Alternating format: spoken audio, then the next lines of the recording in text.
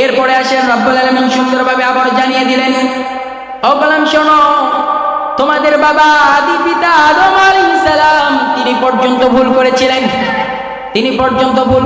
আল্লাহর দরবারে দোয়া করেছিলেন, রব্বানা যালামনা আনফুসানা ওয়া ইল্লাম তাগফির লানা ওয়া তারহামনা লানাকুনান্না মিনাল খাসিরিন।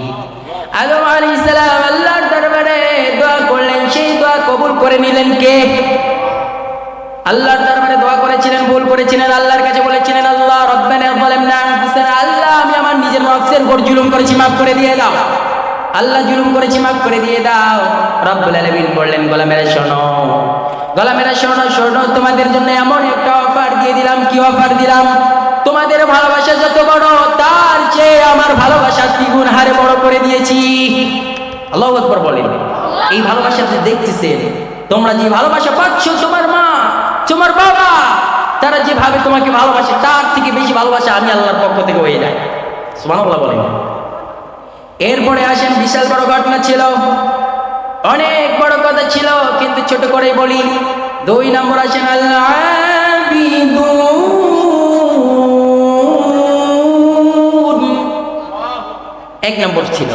এক নম্বর ছিল যে তাইবুন, তওবাকারী। তওবা অর্থ হচ্ছে ফিরে আসা। তওবা অর্থ কি? ফিরে আসা। কার দিকে ফিরে আসতে হবে? আল্লাহর দিকে ফিরে আসতে হবে। আল্লাহর দিকে যখন আমরা ফিরে আসব, আমরা যখন কোরআনের দিকে যখন ফিরে আসবো, আমাদের জীবনগুলো পরিবর্তন হয়ে যাবে। আল্লাহু আকবার বলেন। এই জন্য আসেন, আল-আবিদুন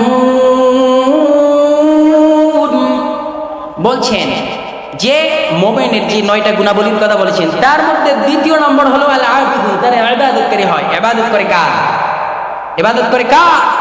মুসলমান পৃথিবীর কারো সামনে মাথা নত করে না, একজনের সামনেই করে। তিনি কে?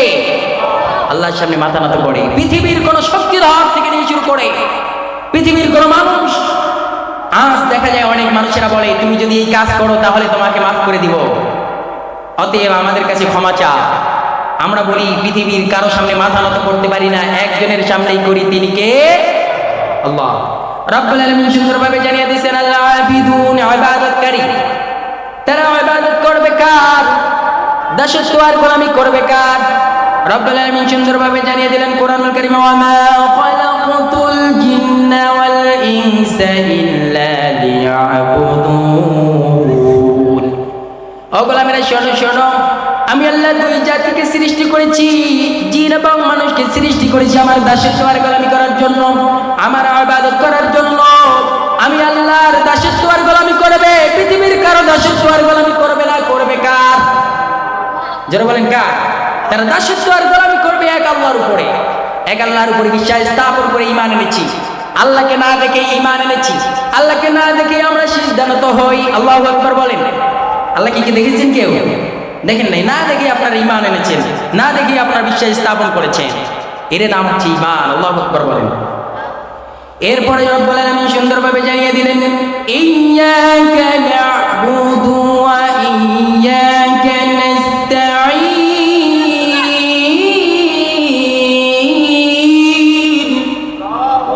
ইয়্যাকা না'বুদু, ইবাদত করি কার? ইয়্যাকা না'বুদু ওয়া ইয়্যাকা নাস্তাঈন। আল্লাহ তোমার ইবাদত করি, তোমার কাছে সাহায্য চাই। আল্লাহু আকবার।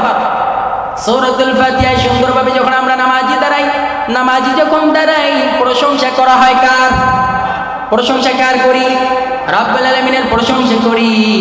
এরপরে সুন্দরভাবে কোরআনুল কারীমে জানিয়ে দেওয়া হয়েছে, কুল ইন্না সালাতি ওয়া নুসুকি ওয়া মাহইয়ায়া ওয়া মামাতি লিল্লাহি রাব্বিল আলামিন। কোরআনুল কারীমে জানিয়ে দিলেন আর বললেন, হে নবী আপনি জানিয়ে দেন, আমার নামাজ, আমার কুরবানি সব কিছুই হবে কার জন্য? আমার নামাজ, আমার রোজা, আমার হজ, আমার যাকাত, আমার কুরবানি সব হবে কার জন্য? আল্লাহর জন্য। সব কিছু বিশ্বনবী সাল্লাল্লাহু আলাইহি সাল্লাম অনেক কিছু যিনি আমাদেরকেও শিক্ষা দিয়ে গেছেন। এরপরে আসেন, বিশ্বনবী সাল্লাল্লাহু আলাইহি সাল্লামের কাছে 2টা জিনিস খুব প্রিয় ছিল। কয়টা? নবী সাল্লাল্লাহু আলাইহি সাল্লামের কাছে 3টা জিনিস খুবই প্রিয় ছিল। 1 নম্বর হলো নামাজ পড়া। বিশ্বনবীজি বেশি পছন্দ করতেন। 2 নম্বর হলো নারী জাতিকে বেশি পছন্দ করতেন। 3 নম্বর হলো মেসওয়াক করা বেশি পছন্দ করতেন। আল্লাহু আকবার। নবী সাল্লাল্লাহু আলাইহি সাল্লামের 1 নম্বর জিনিস যেটা পছন্দ করতেন সেটা হলো নামাজ পড়া বেশি পছন্দ করতেন। যখন মসজিদের মিনার থেকে যখন আজানের ধ্বনি ভেসে আসতো, যখন আজান ভেসে আসতো, মায়াবী কণ্ঠে সুন্দরভাবে আল্লাহু আকবার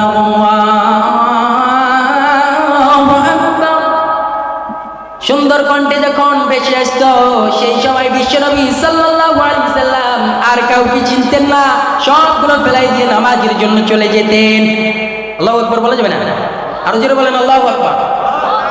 বিশ্বনবী সাল্লাল্লাহু আলাইহি সাল্লাম হযরত আয়েশা রাদিয়াল্লাহু তাআলা আনহা বলেন, নবী সাল্লাল্লাহু আলাইহি সাল্লাম আমাদের সাথে খোশ সুন্দর সুন্দর গল্প করতেন, কথা বলতেন। নবী সাল্লাল্লাহু আলাইহি সাল্লাম যখন কথা বলতেন সুন্দরভাবে আমরাও তেনার গল্পগুলো শুনতাম। কিন্তু মসজিদের মিনার থেকে যখন বেশি আসতো আল্লাহু আকবারের ধ্বনি, সেই সময় আমাদেরকে আর চিনতেন না, সবগুলো ফেলাই দিয়ে ওযু করে নামাজের জন্য চলে যেতেন। আল্লাহু আকবার বলবেন না? আরো জোরে বলেন আল্লাহু আকবার। আসেন, আমাদের মূল থিওরি, মূল পয়েন্ট, আমাদেরকে ইবাদতকারী হতে হবে। আমরা যে 2টা পয়েন্ট পেলাম, 1 নম্বর হলো কি করতে হবে? তওবা করে ফিরে আসতে হবে। 2 নম্বর হলো আল আবিদুন, ইবাদত করতে হবে। এবার আসেন মূল একটা আলোচনায় চলে আসি, সেটা হলো আল আবিদুন। আমরা যে ইবাদত করব, দাসত্ব আর গোলামি করব, তিনি কে? কার করব আমরা? সবাই আওয়াজ দিয়ে বলেন কার? আল্লাহর দাসত্ব আর গোলামি করব। এবার সুন্দরভাবে বিশ্বনবী সাল্লাল্লাহু আলাইহি সাল্লাম আমাদেরকে জানিয়ে দিলেন, শোনো, পৃথিবীর প্রথম শিক্ষক হলেন মা এবং বাবা। আল্লাহু আকবার। পৃথিবীর প্রথম শিক্ষক মা এবং বাবা। মা নামাজ পড়ে, সন্তানও নামাজ পড়ে। মা ইবাদত করে, সন্তানও ইবাদত করে। বাবা নামাজ পড়ে, সন্তানও নামাজ আদায় করে। আল্লাহু আকবার। প্রথম নম্বর বলেছিলাম আত্তাইবুন, তওবা করে আগে নিজেদেরকে শুধরে নেন, নিজেদেরকে আগে ফিরে নিয়ে আসেন। নিজে যদি ফিরে না আসেন, সন্তানদেরকে ফিরাবেন কেমনে? আগে নিজেদের ফিরে আসার দরকার আছে না? আমরা যদি নিজেরা ফিরে না আসি, নিজেরা যদি তওবা করে আল্লাহর দিকে ফিরে না আসি, তাহলে সন্তানদেরকে ফিরাবো কেমনে? হ্যাঁ, আগে নিজেদেরকে ফিরতে হবে। এই জন্য বলি, প্রথম শিক্ষক মা এবং বাবা।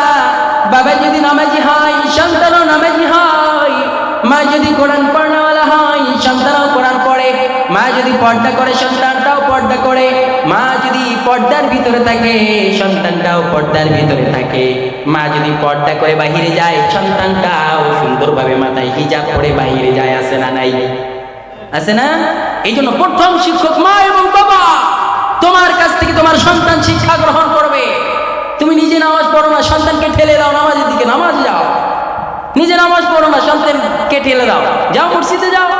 এই জন্য আগে নিজেদের ফেরার দরকার আছে না নাই? তাহলে আমরা যদি ফিরতে চাই, আগে নিজেকে পরিবর্তন করার দরকার আছে না নাই?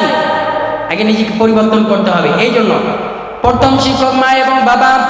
তারা যখন বিশ্বনবী সাল্লাল্লাহু আলাইহি সাল্লাম বলেছেন, যখন তোমার সন্তান যখন পৃথিবীর বুকে আসে, তার ডান কানে আযান এবং বাম কানে ইকামত দিয়ে দেন। আল্লাহু আকবার।